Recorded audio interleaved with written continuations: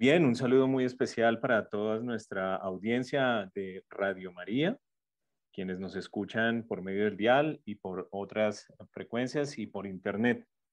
Le damos la más cordial bienvenida a este programa Héroes de nuestro tiempo. Quiero saludar a María Inés Espinosa Calle, quien es mi compañera en esta ocasión. Hola, María Inés. Hola, Hernán Darío. Qué alegría estar de nuevo acá.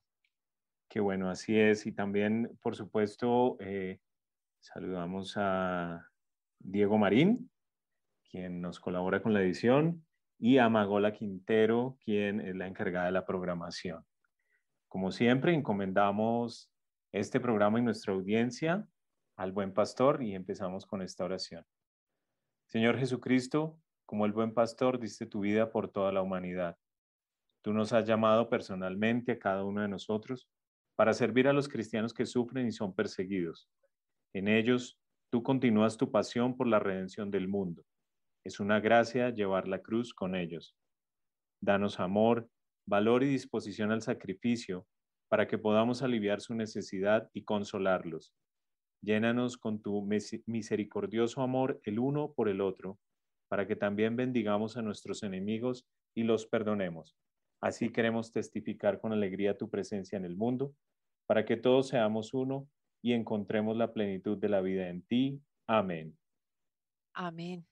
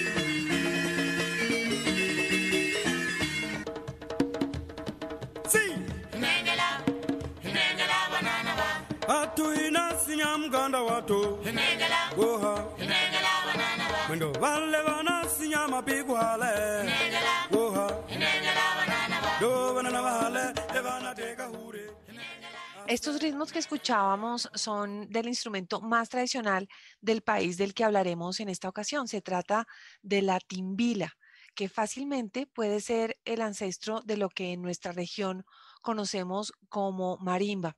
Por supuesto, los tambores también acompañan el ritmo, pues en general la percusión es la base de la música tradicional.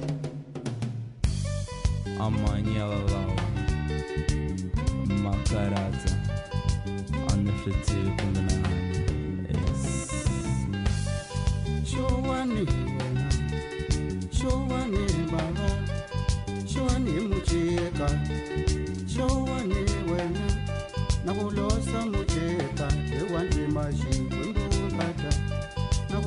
mucheka, wandima shikwembukata amanyela lawa mina unga nawo animalave amanyela lawa mina yautaka juru makaratasho leswaku tshama nawu kwatile kasi makamune leswaku tshama nawu kwatile xikwembukato loko ni kulosa wena wu miyela kasi makamune loko ni kulosa wena wu pfumele xikwembukato lava ku muka mina ni ya kaya ka vatswali va mina lava ku muka mina ni ya kaya ka vatswali va mina nalata n'wana ntavuya ta bula swo nalata n'wana ntavuya ta bula xikwembukato imanyela lawa mina ya utaka animalave amanyela lawa juru makarata xikwembukata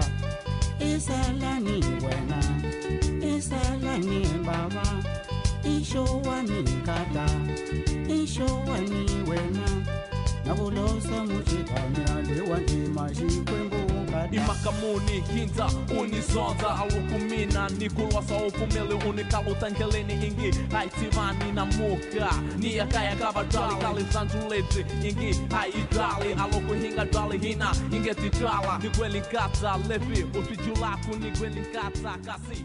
Y ahora lo que escuchábamos es la marraventa, un ritmo muy popular en el país africano del que hablaremos, sobre todo en las zonas urbanas.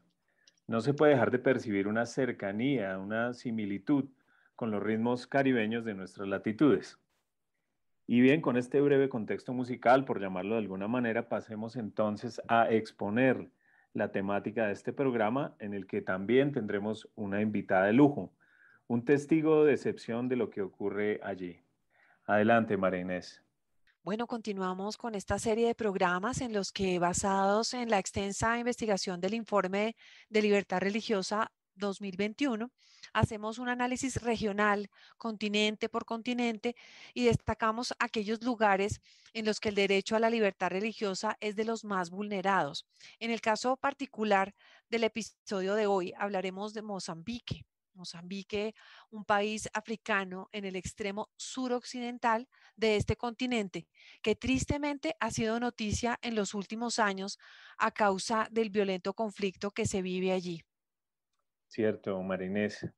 Su nombre oficial es República de Mozambique y está situado a orillas del Océano Índico, en la parte suroccidental del África, como mencionaste hace un momento. El explorador Vasco da Gama se aventuró por sus costas en 1498 y Portugal lo colonizó en 1505. Consiguió la independencia en 1975, convirtiéndose poco después en la República Popular de Mozambique. Fue el escenario de una guerra civil que duró desde 1977 a 1992, dejando, ojo a esta cifra, Marines, dejando 2 millones de minas terrestres aún activas. El origen de su nombre es Mzumbi, el puerto Swahili en la isla de Mozambique. Tremendas esas cifras. Si nosotros que hemos sufrido en Colombia con esas minas terrestres, Imagínate. pues sabemos lo que eso conlleva en esa sociedad, ¿no? El idioma de Mozambique es portugués y además son miembros de la comunidad de países de lengua portuguesa, de la Unión Africana y de la Mancomunidad de Naciones, siendo considerado como observador de la francofonía. Tiene una población de 21 millones de habitantes, su esperanza de vida es baja, su mortalidad infantil se encuentra entre las más elevadas del mundo y su índice de desarrollo humano es uno de los más bajos del mundo. Su territorio está dividido en 11 provincias compuestas por 128 distritos. Su capital y centro capital económico y social es Maputo. Más del 99% de la población es bantú, los indígenas bantú, y las principales religiones son el cristianismo y el islam. Veamos ahora cuál es el marco legal, ya digamos entrando a nuestro tema, cuál es el marco legal sobre la libertad religiosa y qué tan efectiva es su aplicación. Según el informe de Libertad Religiosa 2021, Mozambique se considera a sí mismo un estado laico y como tal, su constitución y sus leyes consagran la libertad de religión. La constitución prohíbe la discriminación por motivos religiosos y garantiza la libertad de expresión. Conforme al artículo 54, todos los ciudadanos tendrán libertad para practicar o no una religión. Las confesiones religiosas tendrán derecho a perseguir libremente sus fines religiosos y a poseer y adquirir bienes para alcanzar estos fines. En general, todos los gobiernos que se han ido sucediendo desde que terminó la Guerra Civil en 1990 han respetado estos principios. Bajo el anterior régimen marxista-leninista, la libertad religiosa se toleraba. Actualmente, las organizaciones no gubernamentales, incluidas las comunidades religiosas, tienen que registrarse en el Ministerio de Justicia. Está permitido que los grupos religiosos posean y gestionen colegios, aunque en la escuela pública está prohibida la formación religiosa. Por supuesto, hay incidentes y acontecimientos relacionados con la vulneración del derecho a la libertad religiosa, que como lo menciona el cardenal Mauro Piacenza, presidente de la Fundación ACN Internacional, es la base de los demás derechos, ya que es íntimo e inherente al ser humano. En Mozambique, aunque el gobierno suele respetar la libertad religiosa y las relaciones interreligiosas siempre han sido correctas, los repetidos ataques perpetrados por distintos grupos criminales armados y guerrillas yihadistas, caracterizados por una brutalidad despiadada, están amenazando el orden establecido, especialmente en la provincia septentrional de Cabo Delgado. Entre estos grupos islamistas, el más relevante es Al-Sunna wal-Jamaa, conocido en la zona como Al-Shabaab, que no se debe confundir con el grupo yihadista somalí del mismo nombre. Se calcula que desde octubre de 2017, los insurgentes islamistas han perpetrado 139 ataques en los que han muerto más de 350 civiles y militares.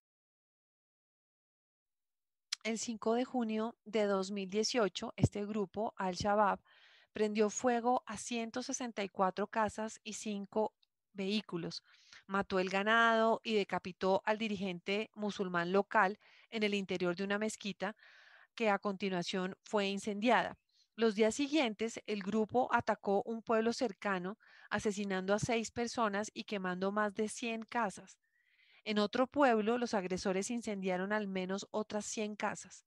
A lo largo de un periodo de 2 meses, prendieron fuego a más de 400 viviendas y dejaron sin hogar a miles de personas en la provincia de Cabo Delgado.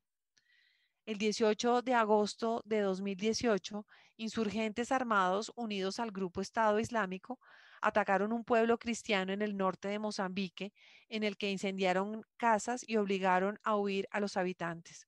Este es un ejemplo de los numerosos ataques similares perpetrados en la región.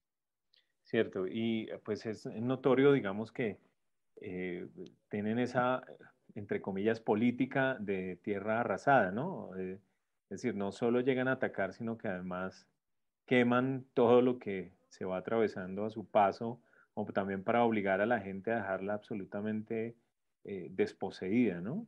Tremendo. En mayo de 2019, además de lo otro, la naturaleza también aquí contribuyó al desastre, un terrible tifón ocurrió y los insurgentes islamistas atacaron los pueblos afectados, asesinando a 24 habitantes y quemando sus casas. El 28 de mayo de 2019, los insurgentes mataron a 16 personas utilizando explosivos y armas de fuego durante el ataque a un camión en Macomia. El 2 de mayo del mismo año, los medios de comunicación local informaron que un párroco de 41 años, el padre Felipe Rosa Márquez, había abierto la parroquia de María Auxiliadora para albergar a más de 1.000 víctimas de toda condición a causa de una tormenta. Dice el padre Márquez, no les preguntamos por su religión, la vida humana es lo que valoramos, declaró el párroco a la agencia de noticias AP. Entre el 4 y el 6 de septiembre de 2019, durante su visita pastoral a Mozambique, el Papa Francisco se reunió con el presidente Yusi y con los funcionarios del gobierno, además de una delegación interconfesional de representantes religiosos. Presidió una misa a la que asistieron más de 60.000 personas en el Estadio Nacional de Maputo. Durante la celebración, el pontífice instó a los mozambiqueños a continuar en el camino de reconciliación emprendido al acabar la guerra civil y les advirtió de los peligros de la corrupción y la desigualdad. A pesar de este llamado a la paz, en noviembre de 2019 se cometieron 7 atentados islamistas, uno de ellos reivindicado por el Estado Islámico con 33 víctimas mortales, entre las cuales había policías y soldados. Tremendo. El 23 de marzo del año 2020, los insurgentes islamistas atacaron y tomaron durante un día completo la ciudad de Mocimboa de Praia. El puerto principal de la provincia de Cabo Delgado está situado estratégicamente a solo 100 kilómetros de Afungi, la zona donde se encuentran las mayores reservas marítimas de gas de Mozambique. El 7 de abril de 2020 se calcula que unos 50 hombres fueron asesinados en el pueblo de Sitaxi, en el distrito de Muidumbe, por haberse negado a unirse a las filas de los guerrilleros islamistas. El 10 de abril de 2020, un grupo yihadista atacó Moambula, un pueblo de Cabo Delgado, en el que destruyeron las casas de los misioneros y destrozaron la iglesia. Los misioneros consiguieron huir a Pemba, y justamente allí en Pemba, una compatriota nuestra, la hermana Nubia Zapata, ha vivido en carne propia todos estos horrores. A manera de anécdota, para entender un poco la seriedad del conflicto en el cual están inmersas estas misioneras, es importante recalcar que el lanzamiento del informe de Libertad Religiosa 2021 esperaba contar con la participación de la hermana Nubia, pero no fue posible porque ella junto con sus compañeras de comunidad tuvieron que esconderse durante 2 meses para poder escapar de los ataques. De esta misión que ellas realizan en medio de un conflicto armado y de la precariedad en la que vive la gente a la que atiende, son los retos que se enfrenta diariamente esta comunidad, que es muy valiosa. La hermana Nubia, que es colombiana, para nosotros es, pues, por supuesto, un estandarte de entrega y de misión. Em, esta fe que se mantiene en medio de la adversidad. Ella nos habla de quién es ella, de cómo encontró su vocación y por qué decidió ser misionera y muchas otras cosas. Así que escuchemos a la hermana Nubia y su testimonio. Soy la hermana Blanca Nubia Zapata Castaño, natural de Sonsón, Antioquia. Pertenezco a la Congregación de Hermanas Carmelitas Teresas de San José y soy misionera en Mozambique, África, hace 17 años. Me preguntan cómo surgió mi vocación. Bueno, pues yo nací y crecí en el campo, en medio de unos paisajes muy bellos, los cuales siempre me gustaba observar y yo creo que contemplar con admiración.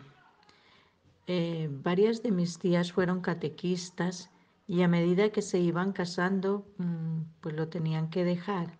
Entonces, cuando crecí, me dediqué a lo mismo porque siempre me gustó enseñar y ayudar a los demás, especialmente a las personas con mayores dificultades, enfermas.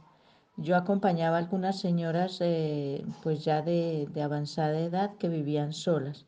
Pues me buscaban mucho para eso y yo me sentía eh, pues me sentía útil y me sentía feliz de poder hacerles ese bien. Fue en un encuentro de catequistas que yo conocí por primera vez a las hermanas Carmelitas Teresas de San José.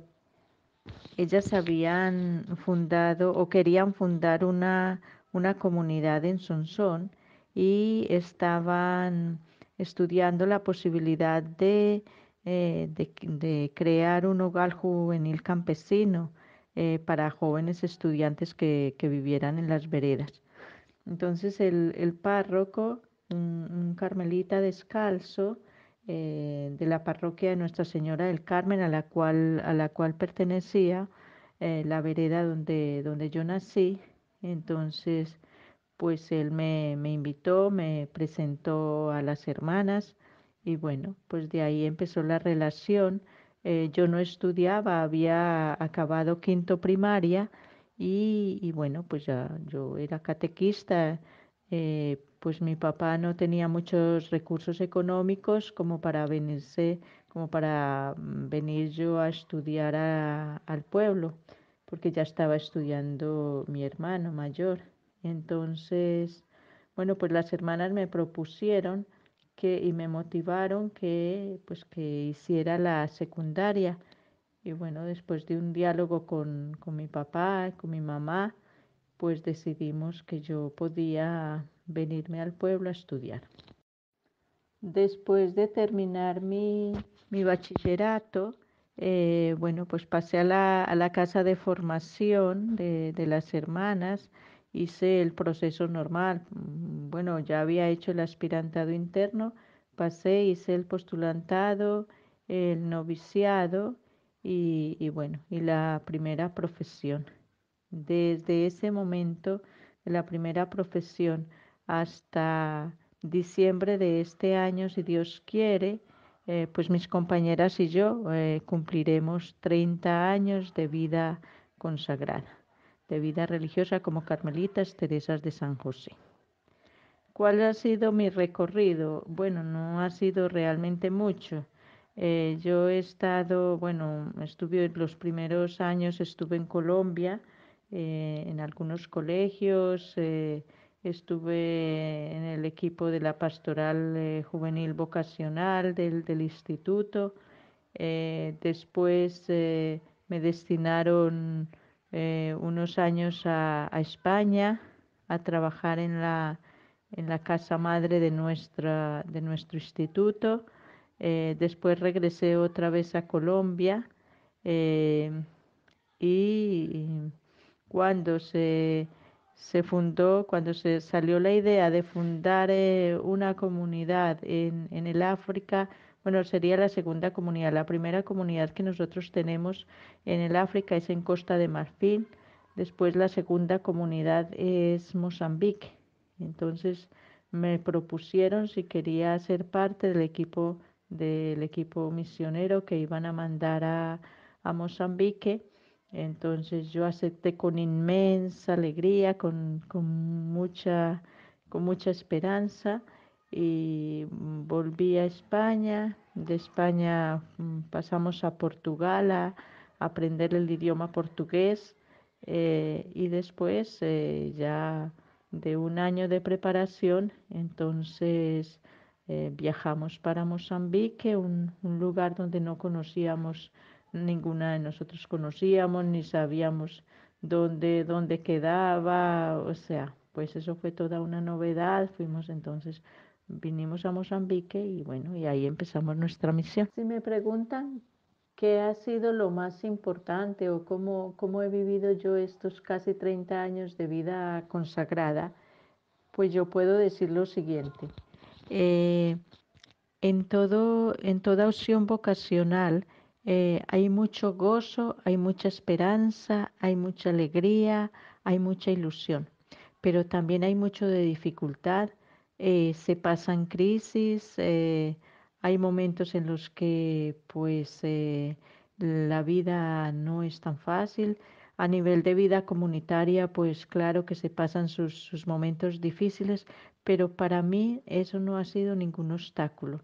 Yo siempre creo que cuando la persona tiene el objetivo definido, cuando tiene claro para dónde va, para dónde quiere ir, para dónde quiere, digamos, como dirigir su vida, sus pasos, sus acciones, entonces eso ya no es un obstáculo el que, por ejemplo, haya una dificultad en cualquiera de los sentidos.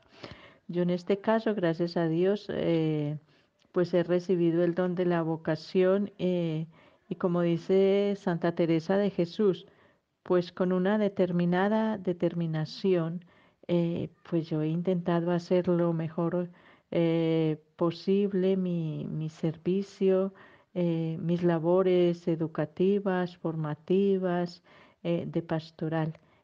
Una cosa que a mí me ha ayudado es que me acompaña un sentimiento grande de esperanza. Yo creo que cuando la esperanza está en alto, uno no ve cosas imposibles, uno ve posibilidades, y bueno, intenta aprovecharlas al máximo. Entonces, eh, ha sido un camino muy bonito, ha sido un gozo, que yo agradezco todos los días el haber recibido la vocación y la vocación al servicio de la vida, al servicio de la iglesia, con un amor infinito y sobre todo con una alegría inmensa, pues de ser Carmelita Teresa de San José, una congregación en la cual yo he encontrado mi espacio, he encontrado em, el lugar donde todas mis capacidades han sido estimuladas y he podido ejercer mi vocación y vivir mi vocación pues muy apoyada, muy acompañada y bueno, y siempre con una fe muy grande de que es Dios que quiere esto. Y claro, es un camino de conversión en el cual hay que estar siempre pendiente porque Dios nos llama siempre y bueno, y nos corrige y Dios nos hace experimentar su amor y su misericordia. Pero también tenemos que tener el corazón abierto, la mente abierta para poder entonces sentir y descubrir cuál es su voluntad en todas las cosas que vamos viviendo, en todas las circunstancias. No solo en aquellas circunstancias favorables, sino también en aquellas circunstancias pues en que tal vez el camino no se ve claro, en donde parece que la muerte tiene más fuerza que la vida, en donde la esperanza a veces se va desvaneciendo. Sin embargo, la experiencia que yo he tenido es de una llamada siempre a ver el lado positivo de las cosas. Yo creo que eso a mí me ha dado más felicidad y me ha evitado pues muchas cosas. Yo pienso que todo en la vida tiene su lado positivo. Claro, esto es también una herencia, por ejemplo, de mi papá. Mi papá siempre era un hombre que le veía el lado positivo a todas las cosas. Tenía un grande sentido del humor que yo creo que he heredado no solo yo, sino también todos mis hermanos. Entonces, el saber que, bueno, pues que hay que tomarse la vida con responsabilidad y con seriedad, pero que tampoco hay que dramatizar las cosas y tampoco hay que vivir solo en el sufrimiento y en la angustia. ¿Y por qué yo digo que no hay, que no, que el pueblo es pacífico? Miren, un ejemplo de eso es que nosotros llegamos a dirigir una escuela. Son más de 1.500 alumnos de 3 o 4 etnias diferentes. Un hogar de estudiantes, un hogar joven, de jóvenes estudiantes, eh, casi 200 que teníamos ahí nosotras. He sido directora de ese hogar durante 13 años y no tuve ningún problema a nivel de conflicto étnico. Por el contrario, muy creciendo juntos, viviendo juntos, compartiendo la vida juntos. ¿Cuáles eran los problemas que se presentaban? Simplemente los problemas a nivel los normales de todos, de todo grupo de jóvenes pues, que están en la adolescencia y bueno, eso eran los problemas que se presentaban. Problemas económicos muchísimos para salir adelante, pero sin embargo, como aquí la vida es mucho más simple y eso, bueno, pues bueno, fuimos saliendo adelante.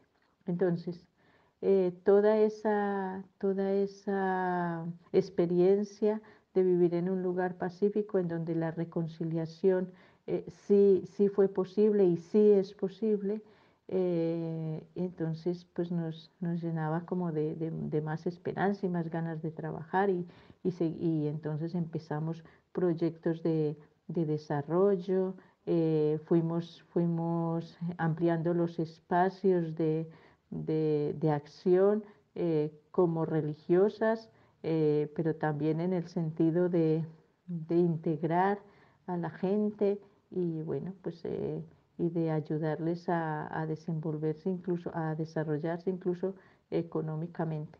Muchos logros no podemos decir, pero los logros que tenemos son logros que realmente nos llenan de alegría. Bueno, ahora les voy a hablar un poquito de la misión donde nos encontramos en este momento y de la realidad que estamos viviendo. Nosotros llegamos a la misión, eh, a una misión en la provincia de Cabo Delgado, al norte de Mozambique, en un distrito que se llama Macomía. Y llegamos realmente digamos, a empezar con la parte de educación formal. Entonces llegamos como a dirigir a una escuela secundaria, aquí se dice escuela, no se dice colegio, una escuela secundaria, después sí, también una escuela de educación infantil y un centro de internado. Y bueno, y entonces cuando nosotros aquí llegamos no había casi nada, no había energía, no había teléfono, eh, casi no había transporte público, era todo muy, muy, muy precario, estaba todo, nos sentíamos como al reverso de la historia. Y entonces empezamos a nuestra caminada con este pueblo mozambiqueño. Y nos admiraba mucho porque es que este pueblo recientemente había salido de dos guerras muy duras, la lucha de la independencia y una guerra civil que les duró casi 30 años. O sea, que fue una cuestión que marcó mucho. Y sin embargo, ellos habían hecho una opción y era que no hablaban de la guerra y no hablaban de todo lo que vivieron con rencor, con deseos de venganza, con todos esos sentimientos que son tan negativos y que hacen que todo digamos, como que se vea desde la parte mala y desde lo que sufrieron. No, ellos, yo pienso que con muy buen sentido común, ellos decidieron seguir adelante y vivir en paz. Entonces, entre las etnias, entre las distintas religiones, que son muchas, había realmente una convivencia pacífica y hay realmente una convivencia pacífica. El conflicto que estamos viviendo ahora es un conflicto que ha sido creado, es un conflicto que les ha sido impuesto o que nos ha sido impuesto, porque yo ya hago parte y nosotras hacemos parte de este pueblo, y es un conflicto que salió de la noche a la mañana en un lugar en donde hubo digamos, un auge pues de descubiertas de recursos naturales de unas dimensiones y unas proporciones eh, muy, muy, muy grandes. Y bueno, pues entonces alguien decidió que, bueno, pues que tenemos que estar en guerra. Esto lo hablo un poco así, digamos, satíricamente, pero es que es la realidad. Que cuándo se va a acabar este conflicto, pues, y si hay esperanza de que se acabe, es otra de las preguntas que se me hacen. Entonces, miren, yo digo que este tipo de conflictos tendría, yo no digo una fácil solución, pero sería el principio de una solución, una voluntad política, una voluntad económica y una voluntad ética de que se acabe el conflicto y de parar el conflicto, porque los poderes que están al frente pues podrían hacerlo perfectamente. Yo pienso que no hay una voluntad política ¿qué hay detrás de estos conflictos? Que los quieren aparecer como un conflicto de religiones, como un conflicto entre musulmanes y cristianos que son la mayoría aquí. O sea, que la mayoría, a ver, este país no es un país de ninguna confesión religiosa, este país es laico y entonces ahí convivimos todas las religiones que hay en el país, que son muchísimas. Las que son mayoritarias pues son los cristianos. La Iglesia Católica tiene un- un porcentaje bastante alto y bueno, y los musulmanes, ¿no? Y entonces, bueno, pero todos indiscriminadamente estamos padeciendo los mismos horrores de este conflicto, bueno, pues que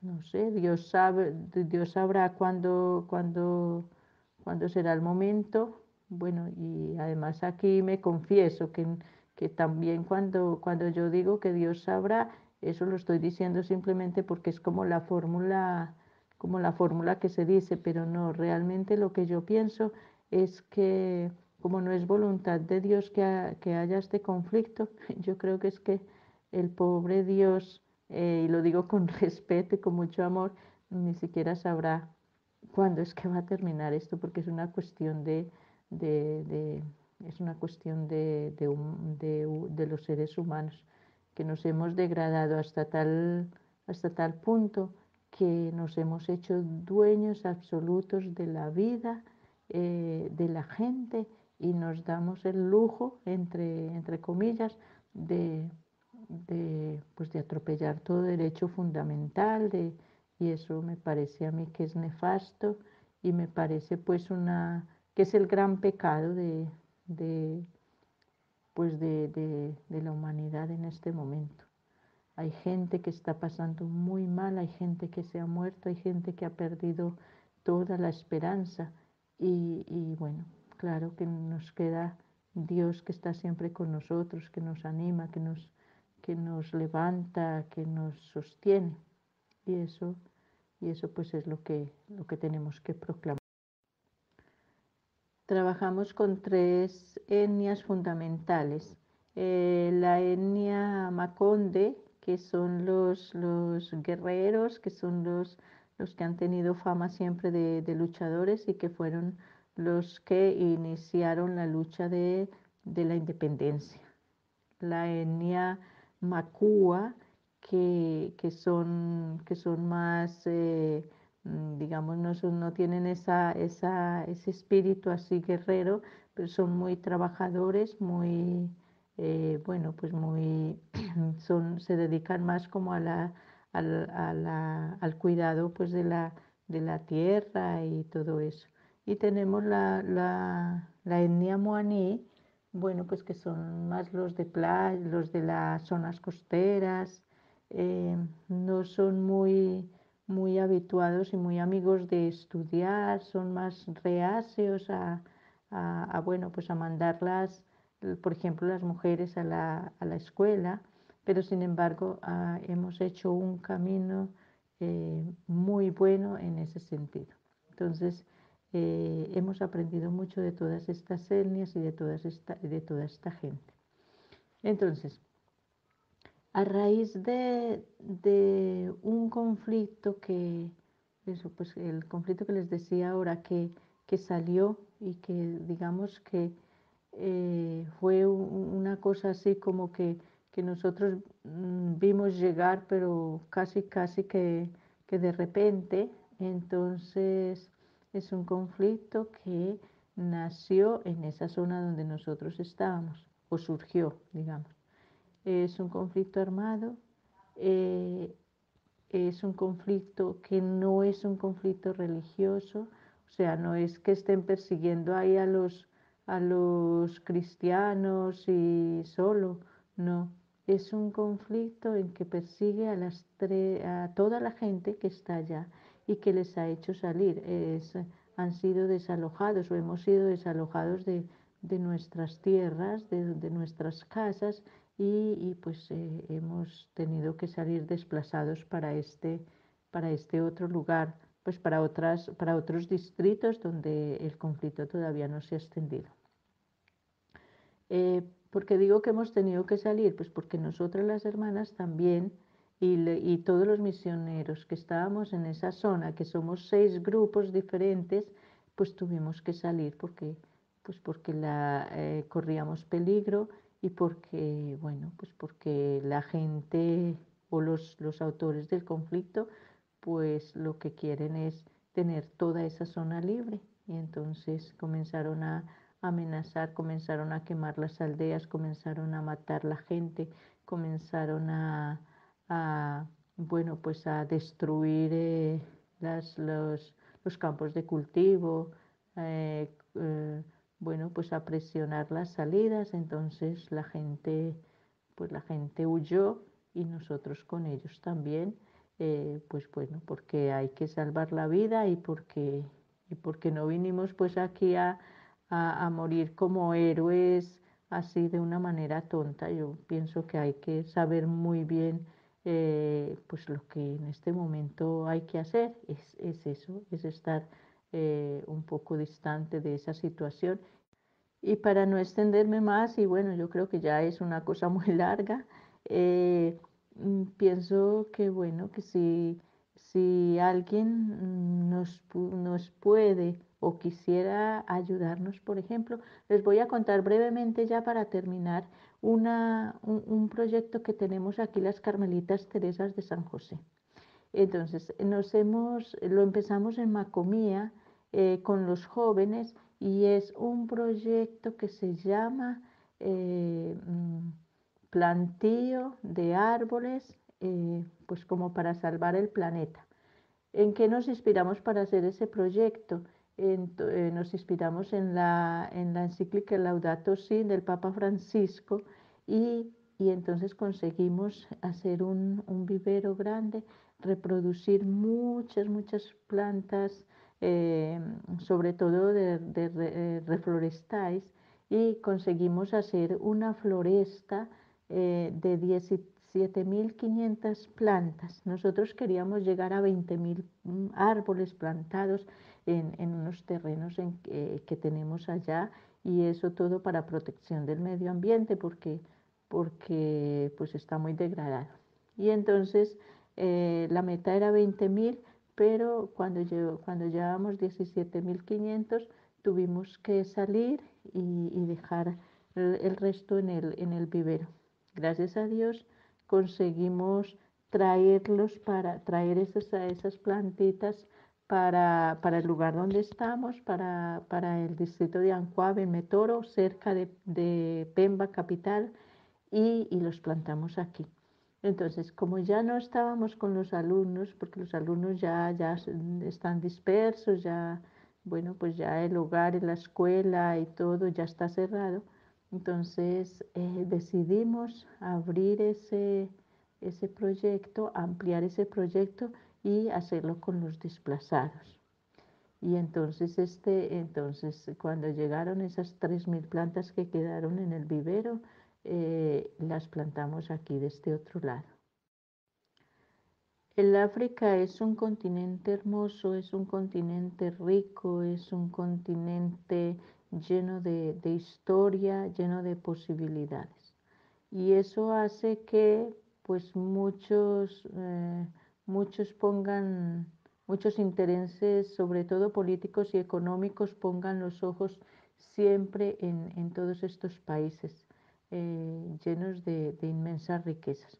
Lo que le ha pasado a Mozambique es que en los últimos años han descubierto muchas riquezas naturales que no han sido explotadas, y bueno, pues ahí han aparecido las multinacionales, ahí ha aparecido todo el mundo que tiene posibilidad de invertir y de venir. Bueno, pues ya sabemos que las inversiones traen consigo pues eh, muchas, no es muchas ventajas para el pueblo, muchas ventajas para quienes invierten, porque desafortunadamente estos pueblos bueno, pues son despojados de todas esas riquezas a cambio de casi nada o muy poco. Entonces, en la provincia de Cabo Delgado tenemos esas riquezas, tenemos una reserva de gas que es inmensa para yo no sé cuántos años, pero pues la calidad de vida de la gente sigue siendo la misma, muy pobre, con muchas necesidades, con pocas oportunidades de desarrollo, los jóvenes están sin empleo, eh, es muy difícil acceder a los puestos de trabajo, por ejemplo, y todas esas cosas van creando un malestar y van creando pues esa injusticia social que deberíamos todos combatir, no solo de pensamientos, sino con acciones concretas. Cada uno donde esté, porque es que esto no le pasa solo a Mozambique y no le pasa solo a África. Nosotros miramos también nuestro continente, también como colombianos miramos nuestro país y bueno, y vemos que el esquema se repite en todos los lugares. Sin embargo, pues hay lugares definitivamente pues más susceptibles a estas situaciones y Mozambique es uno de esos países. Y me preguntan qué se puede hacer, o sea, qué pueden, pues por ejemplo, ustedes desde Colombia hacer, además de orar. Y entonces yo pienso lo siguiente, miren, lo primero es la oración. Que necesitamos muchas cosas, sí. Que necesitamos ayuda, sí. Pero lo que realmente necesitamos es que la gente tome conciencia, que la gente conozca el conflicto que se vive en este lugar que parece el fin del mundo, porque hasta hace poco yo creo que Mozambique no era conocido pues en muchas partes y bueno, pues gracias a Dios salió el conflicto, entre otras cosas porque la Iglesia Católica se ha empeñado, y la iglesia local, la diócesis de Pemba, encabezada por un obispo brasilero que abrió el conflicto para el mundo entero. Él desafortunadamente tuvo que salir del país porque, bueno, pues por amenazas, porque corría peligro su vida. Y bueno, pero los otros que estamos aquí, pues vamos haciendo lo que podemos. Y entonces, primero que todo es tomar conciencia. Miren, yo pienso con mucho respeto y con mucho amor que, que ustedes que están ahí en Colombia, que mi gente tiene que pensar, bueno, pues que no son los únicos que sufren, que se sufre en otras partes también y quizás se sufre más o se sufre de manera diferente, pero también se sufre. Entonces, que yo sé que la situación es dura, pero a mí una de las cosas que me duele mucho es cuando, por ejemplo, veo en las redes sociales que dice, en Colombia es el único país que pasa tal cosa, en Colombia es el único país que hay corrupción, en Colombia es el único país. No, yo pienso que hay que abrir la mente, yo pienso que hay que ampliar horizontes y ver que bueno, que lo importante no es saber lo que pasa, sino saber qué hacemos con lo que pasa en cada lugar. Y un principio básico es vivir honestamente la vida. Quien tiene un trabajo, que lo quiera, que lo valore y que lo haga bien. Quien tiene una posibilidad económica, que viva con responsabilidad. Quien tiene algunos bienes que le ayuden a vivir holgadamente, que se acuerde que hay otros que no tienen nada. Que tenemos agua, tenemos energía, tenemos recursos, tenemos muchos recursos con los cuales vivimos pues una vida más o menos estable. Entonces que nos acordemos primero que tenemos que ahorrar y que tenemos que cuidar esos recursos, porque si tenemos mucha agua, nosotros sufrimos de falta de agua, por ejemplo. Entonces, a mí lo que me parece más importante es que se tome conciencia y que podamos ser coherentes con nuestra vida y que agradezcamos lo que tengamos. Y lo demás, si podemos ayudar económicamente, si alguien dice que, bueno, me gustaría colaborar con los proyectos que se tienen allá en la diócesis de Pemba, bienvenido a esa ayuda, pero lo más importante primero es la conciencia clara de que somos privilegiados porque hay gente que vive muchísimo peor, en muchísimas malas condiciones y que gracias a Dios pues nosotros de una u otra manera pues vamos superando las dificultades en la vida. Eh, Mando un saludo especial para todos y de manera pues muy cariñosa para pues la filial o no sé cómo se dice ahí de la, de la iglesia que sufre o la iglesia necesitada.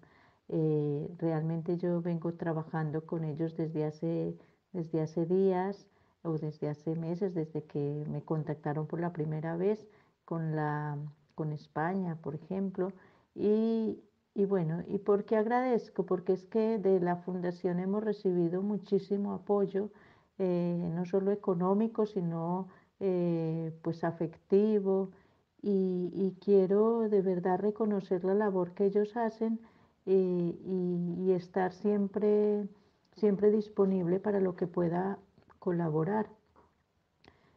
Pienso que es un medio de difusión muy bueno, muy interesante y que nos ayuda a nosotros, los que estamos de este lado del mundo, luchando, pues el sentir los apoyos económicos, por supuesto, que son los que nos permiten ir haciendo todas estas pues estos proyectos, haciendo posible todos estos proyectos, que no son grandes proyectos, pero que son los que se necesitan en este momento. Y entonces agradezco de verdad y bueno, y yo me quedo muy contenta de haber colaborado y siempre estaré disponible. Lo demás es desear para todos pues que el Señor nos proteja, que el Señor nos guarde de todo mal y sobre todo que nos dé la capacidad de vivir muy conscientemente nuestro don de fe y que nos ayude a vivir con gozo y con esperanza porque es lo que necesita el mundo de hoy. Miren lo que nos ha dejado claro la pandemia, también que hemos sido afectados, es que lo único que nos queda es lo que es fundamental en nuestra vida. Lo que es fundamental es vivir nuestra vida con responsabilidad y unidos, ayudarnos mucho, querernos mucho, porque es aquí y ahora que tenemos que hacer las cosas. Mañana no sabemos lo que nos va a pasar. Sin embargo, esto no es para que nos dé miedo y dramaticemos, sino para que caigamos en cuenta de que vivir el presente con alegría, con esperanza y con mucha fe y confianza en Dios es lo único bueno que nos puede salvar y que nos puede ayudar a hacer de este mundo un mundo más justo, más humano, un mundo más agradable y un mundo más digno. La vida merece ser defendida y salvada y rescatada en todo momento, tiempo y situación. Muchas gracias y que el buen Dios y la Madre buena, en este caso yo tengo mi advocación preferida, que es Nuestra Señora del Carmen, nos dé la alegría de sentirla como madre, maestra y amiga. Fantástico y edificante el testimonio de la hermana Nubia, María Inés, a quien le agradecemos mucho por compartirlo con nosotros, con nuestra audiencia, y también le agradecemos profundamente ese mensaje de aliento que dedicó a quienes trabajamos por difundir la labor y la situación de nuestra iglesia alrededor del mundo. Por hoy concluimos un programa más de Héroes de nuestro tiempo. Muchas gracias por su compañía y su sintonía. Les agradecemos nos hayan acompañado. Como ustedes saben, este es un programa de la Fundación Ayuda a la Iglesia que Sufre, que gracias a Radio María podemos presentar. Dios los bendiga.